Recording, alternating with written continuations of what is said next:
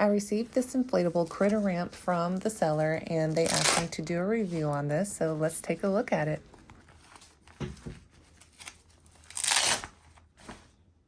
This is the cutest little critter ramp that I have seen for a pool. So basically what happens is we have rocks in this little pouch. Down here we have an inflatable area that goes inside this Velcroed area.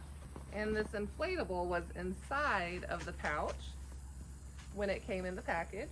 So basically you want to stick the inflatable inside, have the spout open, and then you'll put air inside of it, and then we can close that pouch up. And basically what we do then is we stick this cute little contraption into the pool. And with the weight of the rocks, or if you wanted to put sand in there, it's going to keep your critter ramp in place.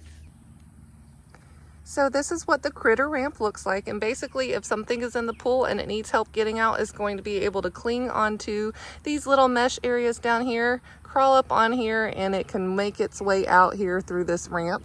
And this is great for an above ground pool, but it's also wonderful for an in-ground pool. So if you were to have frogs or lizards or squirrels or anything that got into your pool, it should be able to swim over to this area and be able to get up onto the ramp.